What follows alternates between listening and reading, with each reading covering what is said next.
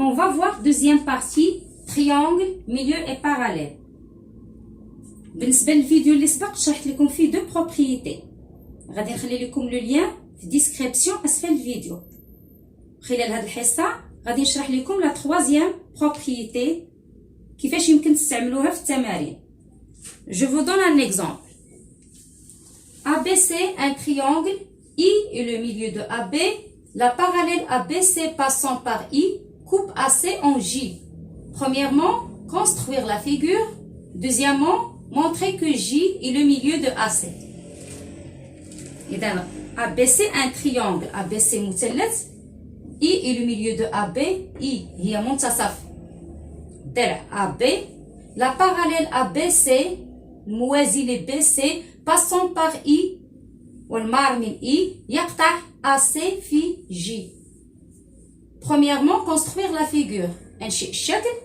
Deuxièmement, montrer que J est le milieu de AC. بين أن J est le milieu de AC. إذا غادي نجاوبوا على السؤال الأول، غادي نقوموا بإنشاء الشكل، ثم من بعد غادي نبين لكم طريقة البرهان باستعمال هذه الخاصية الثالثة.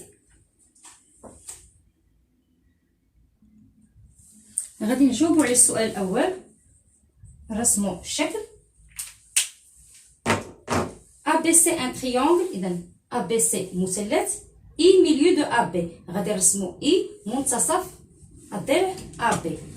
إذا غادي نرسموا، ناخذ البركار، غادي نوضعوا الإبرة هنا في B، غادي نرسم واحد القوس، ثم غادي نوضع إبرة في A، وغادي بدون ما نغير الفتحة ديال البركار هنا كيبان ليا باقي ما كملش القوس. إذا غادي نزيد مازال نرسم،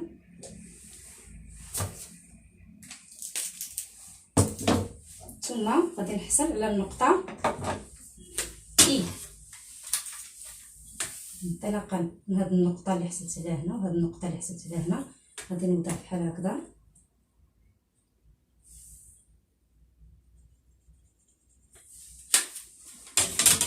هاد الأقواس غادي نمسحهم حيت غير ساعدوني باش وجدت النقطة إي.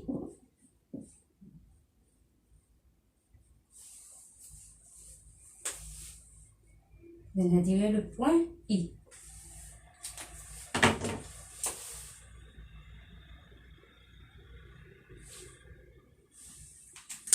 ثم لا باراليل ABC passant par I coupe AC en J.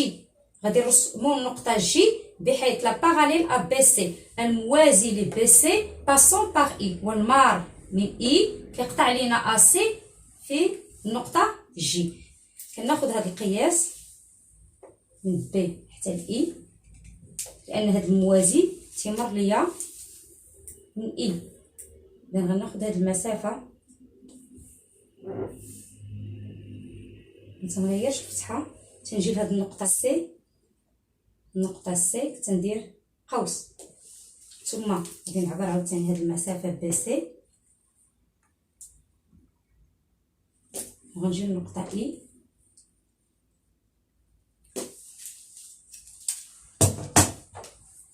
حصلت على هاد النقطة.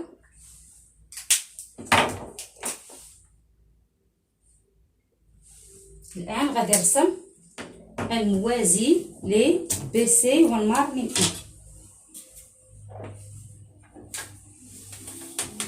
هذا هو المستقيم، la droite parallèle à BC passant par I. coupe AC en J. المستقيم اللي مار من I يقطع AC في النقطة جي. هذه النقطة هي النقطة جي. كيقدروا يسموا لكم هذا المستقيم مثلا يديروا لكم دي.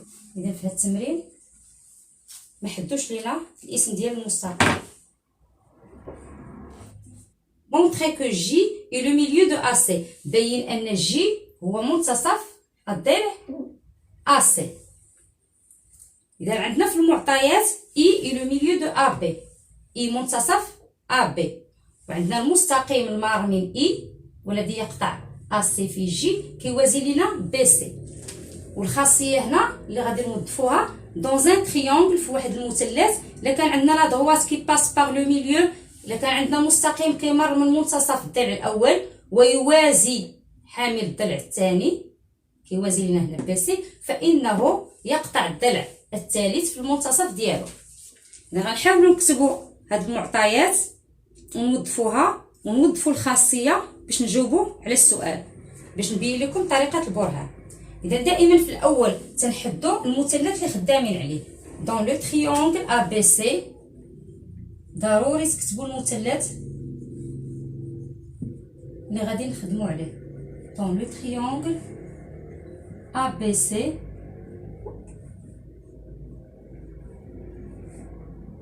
عندنا في المعطيات كذلك اي لو ميليو دو ا بي، اي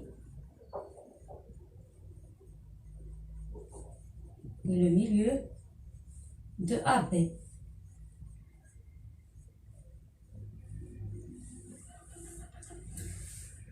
EG parallèle à BC. هذا المستقيم EG رسمناه تيوازي لنا BC حسب المعطيات. BC parallèle نقدروا نستعملوا غير الرموز.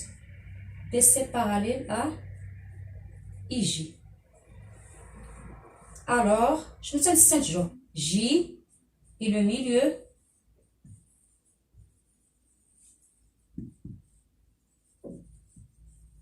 de AC. ننتبهوا الا بغيت ندير قطعه تندير هنا هاد المعقوفات ثم تنزيد في الاخر دابخي لا بروبريتي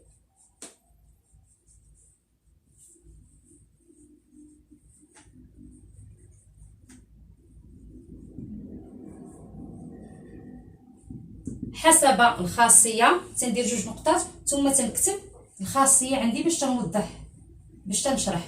سي دون ان تريونغل في واحد المثلث لا دروات كي باس باغ لو ميليو دان كوتي، المستقيم المار من منتصف الضلع الاول والموازي للضلع الثاني فهو يقطع الضلع الثالث في المنتصف ديالو. لا كاتريام بروبريتي دو تاليس غنشرحها لكم انطلاقا من هذا ليكزامبل.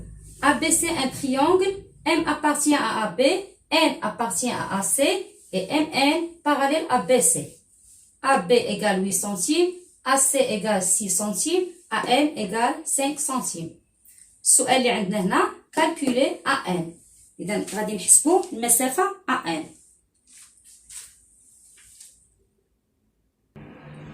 لا كيسيون اللي عندنا هنا calculer AN. بغينا نحسبوا AN المسافة ديال AN شحال كتساوي لينا. إذا دائما على حسب المعطيات اللي عندنا تذكر لا بروبريتي اللي غادي نستعمل وتنوظفها في التمرين.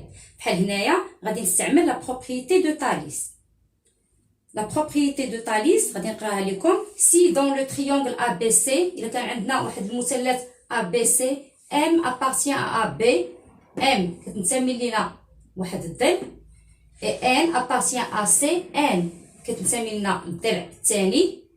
لاحظوا هنايا ام راه ماشي منتصف ا بي وكذلك ان راه ماشي منتصف ا سي. ام و ان غادي نختار ام غير في الضلع بلا ما غادي يكون عندي هنا المنتصف، حيت ما عنديش في المعطيات ام راه منتصف ا بي وكذلك ان، لكن عندنا ام ان خصو يكون يوازي بي سي. هذا المستقيم ضروري اللي تيمر ليا من هذه النقطه ام و ان ضروري يكون كيوازي ليا بي سي. الا كان عندنا هاد المعطيات الوغ ا ام على ا بي كتساوي ليا ا ان على ا سي، كتساوي لينا هاد المسافه ا ان على المسافه ا سي كتساوي لينا المسافه ام ان على بي سي. اذا غنشرح لكم اكثر ملي غادي نجاوبوا على السؤال اللي عندنا في هذا المثال. اذا غادي نكتب لكم الطريقه ديال البرهان. دائما تنحدوا كما قلت لكم في التمارين اللي قبل تنحدوا المثلث اللي تنخدموا فيه دون لو تريونغل ا بي سي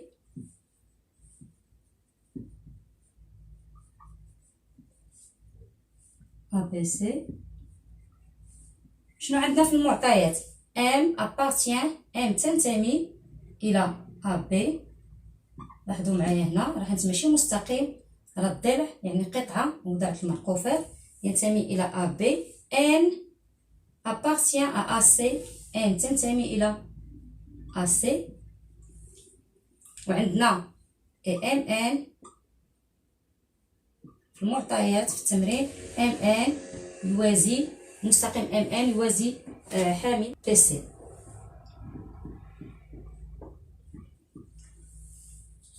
شنو كنستنتجو؟ الوغ AM على AB كتساوي لينا AN على AC.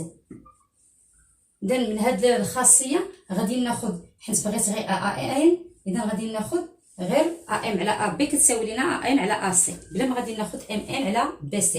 كتاخذ المعطيات اللي كتحتاجهم في الجواب على السؤال. غادي نكتب دابخي لا بروبريتي، دابخي باش نوضح، دابخي لا بروبريتي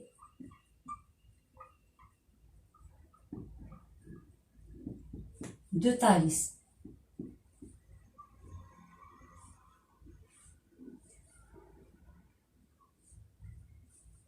حسب خاصية تاليس. إذا غادي تكتب غير لا بروبريتي دو تاليس بلا ما تكتب هادشي كامل.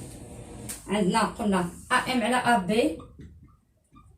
غادي نعاود نكتب لكم باش نعوض بالارقام. AM على AB كتساوي لينا AN على AC.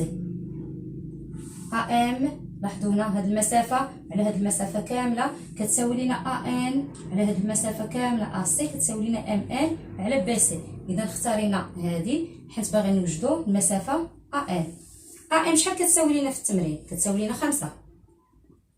ثم AB 8 كتساوي لينا AN على AC كتساوي لينا 6. دونك قريتو فواحد الخاصيه ديال الضرب. الا كان عندنا AB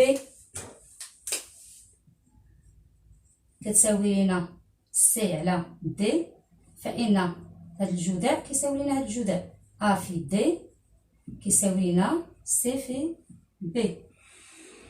غنطبقوا هاد القاعده هنا. 5 في 6 تساوي لنا 8 في AN. 5 في 6 كتساوي لنا 8 في AN. 5 في 6 30 كتساوي لنا 8 في AN. إذا بغيت نوجد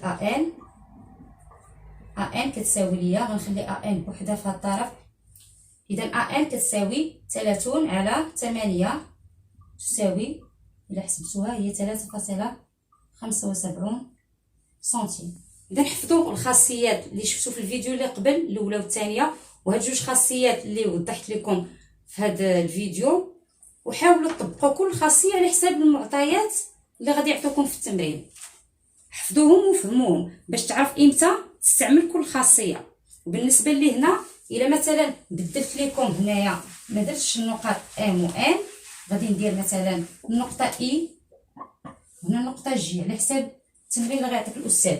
اش غادي ندير؟ اي، وبغيت نطبق هذه الخاصيه اي على AB كتساوي ليا AG على المسافه هذه كامله AC كتساوي ليا EG على المسافه BC. اذا كنطبق القاعده ديال مبرهنات تاليس على حساب النقط اللي عاطيني في ليكزارسيس، وتنخدم تنعوض على حساب شنو مثلا بغيت بي سي وعندي ا جي وعندي ا سي وعندي اي جي. اذا تنخدم بهذه تنعوض وتنوجد بي سي. كانوا مثلا بغينا ا جي وعندي ا اي و ا بي و ا سي، تناخذ هذه وتنخدم بها. اذا تنعوض في التمرين على حساب المعطيات اللي عندي. كنتمنى تكونوا فهمتوا هذه الحصه.